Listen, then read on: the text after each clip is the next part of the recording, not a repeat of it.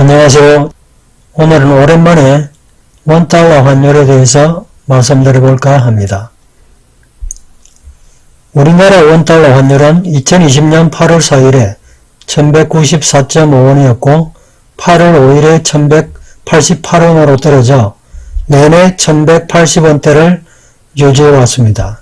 그러다가 9월 3일 딱 하루 1190원으로 회복한 후 다음날부터 계속 1180원대 밑으로 하락하여 9월 23일 현재는 1163원을 기록하고 있습니다.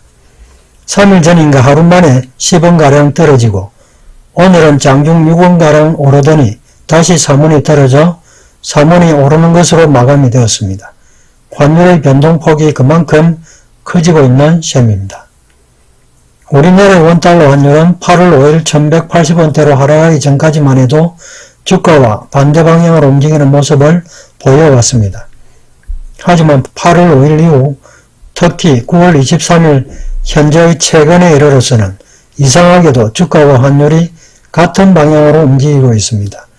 일반적으로 보자면 경제 상황이 나빠져 외국인들이 주식을 팔면서 주가가 하락하고 동시에 달러가 빠져나가는 것으로 볼 수 있고, 그 반대로 경제 상황이 좋아지면 외국인이 주식을 사고 달러가 유입되면서 환율이 올라가는 것이 정상적인 모습일 것입니다. 하지만 현재는 주가와 환율이 같은 방향으로 움직이는 이상한 모습을 보이고 있습니다. 지금 코로나로 인한 경제 상황은 외환 위기는 이미 넘어섰고 IMF의 근접한 위기 상황이라고들 합니다. 개인적인 생각으로는 IMF의 위기 상황도 이미 넘어섰다고 판단하고 있습니다. 다만 지금은 중앙정부가 대출금과 이자 상환을 내년 3월로 미루어 놓은 것과 4차에 걸친 추경으로 빚잔치로 유지하고 있는 상황이라는 것이 제 생각입니다. 생각을 해보자면 IMF 때는 실물 경제가 원활히 돌아가고 있던 상황에서 외환 부족으로 인한 일시적인 모라토리움 상황이 되었고, 그 이후 말도 안 되는 구조조정과 환율의 대폭 인상에 따른 수출의 호조에 힘입어 많은 상처를 남기고 3년 만에 IMF가 극복되었음은 주지의 사실입니다.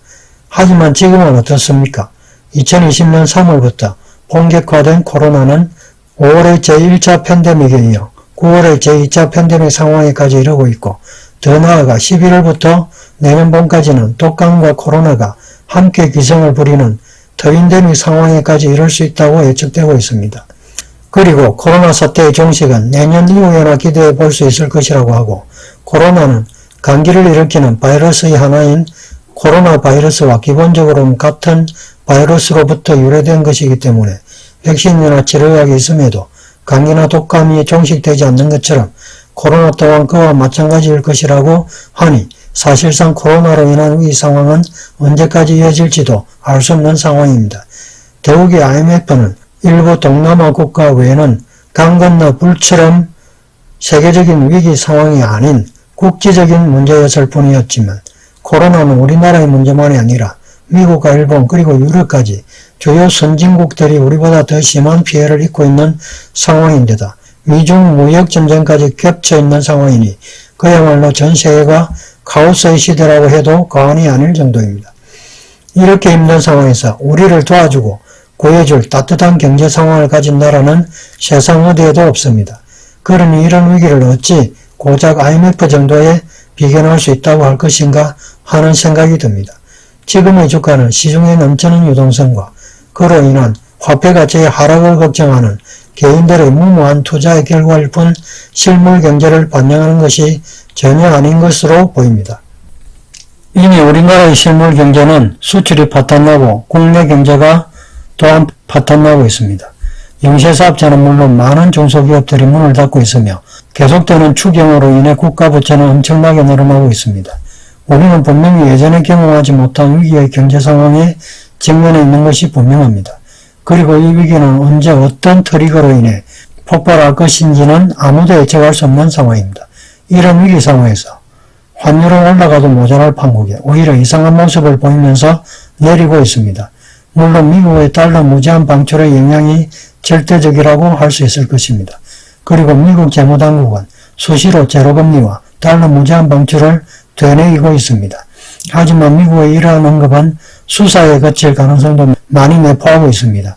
실질적으로 미국이 보다 빨리 금리를 인상시키고 시중의 달러를 더 이른 시기에 회수할 것이라는 전망을 하는 경제학자들도 많습니다.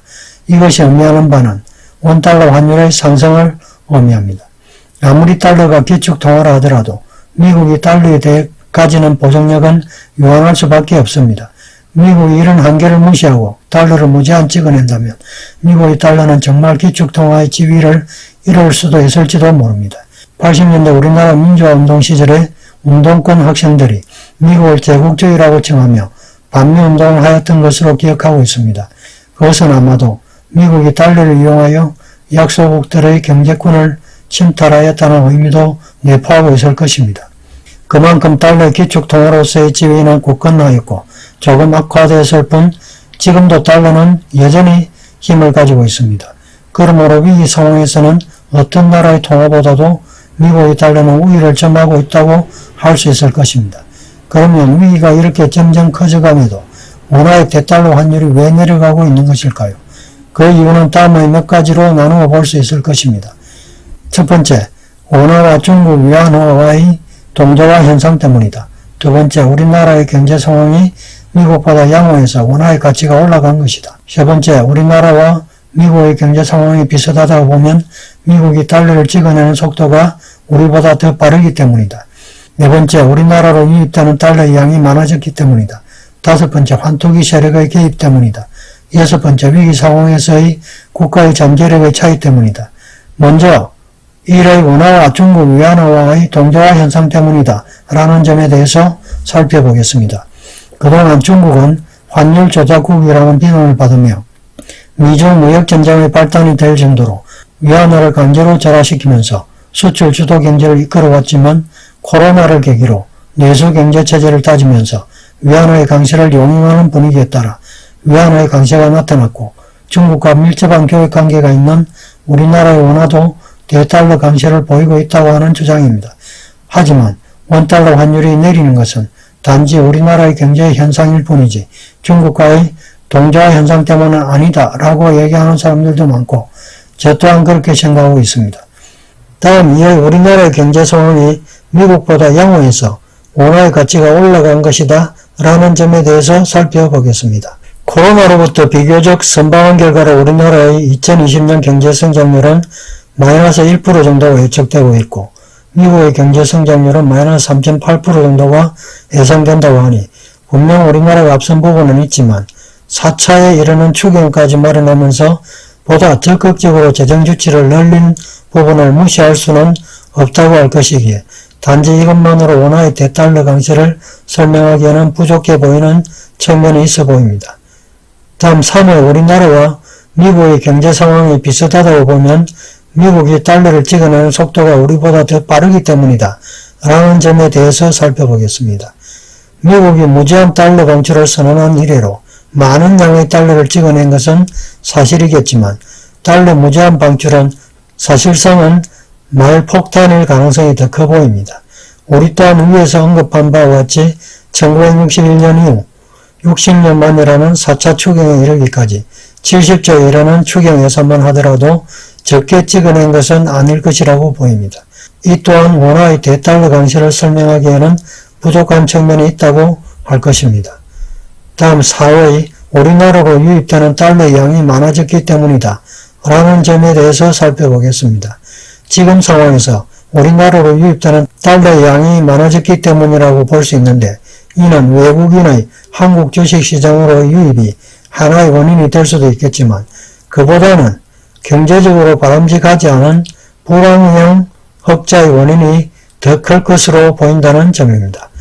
불황형 흑자란 세계적인 경제 침체로 수출이 줄어들어 불황임은 분명한데 그에 비례하여 수입은 수출의 감소 비율보다 더 커서 결과적으로 수출로 유입되는 달러가 수입으로 유출되는 달러 양보다 커지게 되기 때문에 국내 달러의 양이 증가하고 그에 따라 원화의 대달러 환율이 하락하는 모양새를 보이지만 장기적인 측면에서는 수출이 더욱 악화될 소지가 커서 결과적으로 경제가 위축되고 언젠가는 달러 유입과 유출이 역전될 위험성을 크게 가지고 있기 때문에 결과적으로 가장 좋지 않은 경우가 될 우려가 크다고 할 수 있겠습니다. 필리핀 또한 수입 감소로 인한 자국 화폐의 강세를 보이고 있다고 합니다.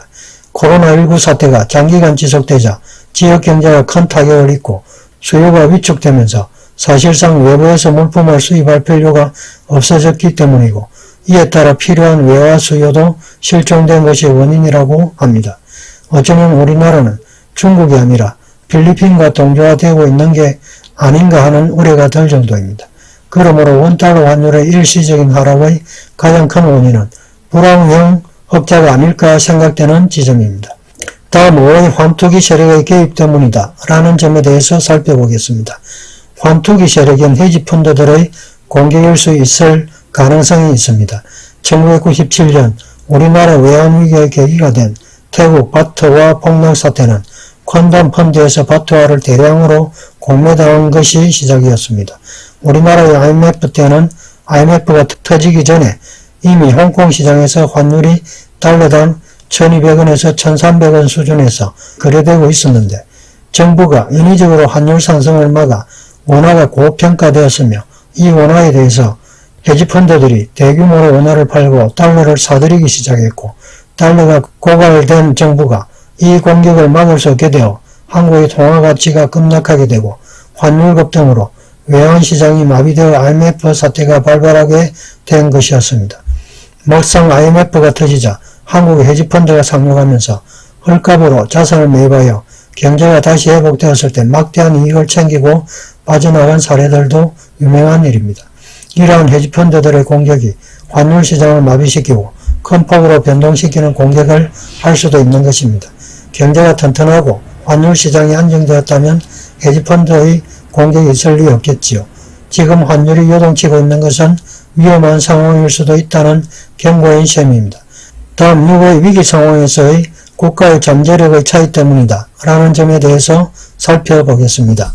전 세계적인 팬데믹 상황에서 미국의 잠재력과 충격에 대한 맷집은 당연히 우리와는 비교할 수 없을 정도로 막강하다고 할 것입니다. 당장 지금이라도 코로나 상황이 멈추고 백신과 치료약이 개발된다면 차츰 안정화될 가능성은 있겠지만 지금 당장 그런 상황이 오기는 어려울 것으로 보입니다. 위기의 상황이 길어질수록 맷집이 약한 경제 주체부터 나가떨어지게 될 것입니다. 국가도 마찬가지입니다. 한국과 미국, 통화도 마찬가지입니다. 원화와 달러. 과연 어떻게 될까요? 최근 원달러 환율이 널뛰기를 하고 있습니다. 한마디로 불안하다는 정자입니다. 위기가 길어질수록 그 간격은 더욱 크게 벌어질 것입니다. 물론 개인들은 판단에 따라 자신들의 포지션이 달라질 사안임도 분명한 일입니다. 오늘은 원달러 환율에 대해서 제 생각을 말씀드렸습니다. 각자의 판단에 따라 많이 심사숙고하시고 대응할 때가 아닌가 생각합니다. 긴 시간 들어주셔서 감사합니다.